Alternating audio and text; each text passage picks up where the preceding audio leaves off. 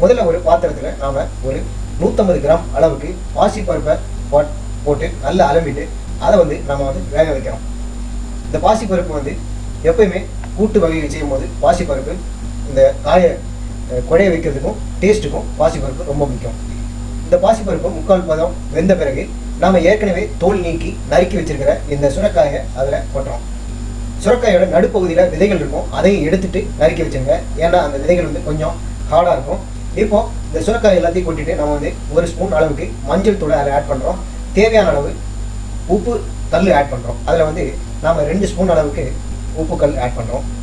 இப்போது இந்த பாத்திரத்தை தேவையான அளவு தண்ணீர் ஊற்றி வேக வைக்கிறதுக்கு எவ்வளோ தேவையோ அவ்வளோ தண்ணீர் ஊற்றி இந்த பாத்திரத்தை நம்ம மூடி வச்சிடணும்.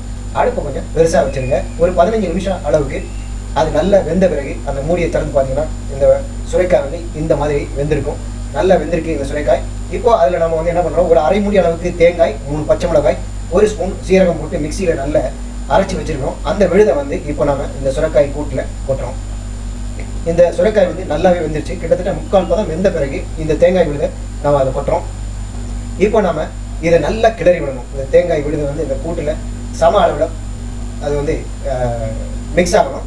அந்த அளவுக்கு நம்ம வந்து இதை நம்ம கிளறி விடுறோம். அடி பிடிக்காமல் இருக்கணும். முக்கியமாக அடுப்பை பெருசாக வச்சுட்டு இதை நல்லா கிளறி விட்டுக்கிட்டே இருங்க. அடி பிடிச்சிச்சுன்னா நல்லா இருக்காது. இப்போ நல்லா கிளறி விடுறோம். ஒரு 5 நிமிஷம் அளவுக்கு இதை வந்து நாம் இப்படியே கிளறி விட்டுக்கிட்டே இருக்கணும். இப்போது நாம் முக்கியமாக இந்த கூட்டுக்கு ஒரு வாசனையும் சுவையும் தரக்கூடிய பெருங்காயம் தேவையான அளவு 1 ஸ்பூன் அளவுக்கு இந்த பெருங்காயத்தை நம்ம அதில் வந்து ஆட் பண்ணிவிட்டு இன்னும் நல்லா கிளறி விடுறோம். கிட்டத்தட்ட இந்த ஒரு 5 மினிட்ஸ் கழிச்சு இதை நல்லா நம்ம இறக்கி வச்சிடலாம். இந்த கூட்டு வந்து தயாராகிடுச்சு. இந்த கூட்டு ஃபைனல் ஸ்டேஜுக்கு வந்துச்சு. இப்போ நம்ம அதை தனியாக இறக்கி வச்சிட்டோம்.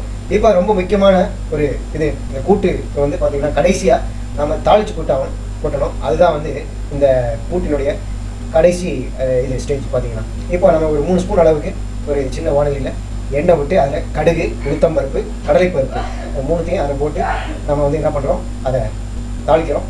கருவேப்பிலை தேவையான அளவு கருவேப்பிலை போடுங்க. இந்த உளுத்தம்பருப்பு, கடலைப்பருப்பு பொன்னிறமாக சிவந்த பிறகு கருவேப்பிலையை நல்ல ஒரு சிவந்த பிறகு நம்ம அதை வந்து எடுத்துடணும். ரொம்ப கருகிடக்கூடாது. அடுப்பை வந்து சிம்மிலேயே வச்சு நீங்கள் இந்த இது பண்ணலாம்.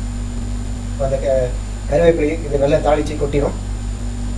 இந்த உளுத்தம்பருப்பு, கடலைப்பருப்பு பொன்னிறமாக சிவந்துருச்சு. இப்போ நம்ம வந்து இதை அந்த கூட்டில் கொட்டிடணும். அவ்வளோதான். இந்த சுரைக்காய் கூட்டு சுவையாக எப்படி செய்கிறது அப்படிங்கிறத பார்த்தீங்க. இதே போல் நீங்களும் செய்து கொடுத்தீங்க அப்படின்னா வீட்டில் இந்த கூட்டெல்லாம் மிச்சம் இருக்கவே இருக்காது. நிறைய பேர் வந்து பார்த்தீங்கன்னா விருப்பமானது இந்த கூட்டை வந்து வெறும் சாத்திலே போட்டு பிசிஞ்சு சாப்பிடுவாங்க.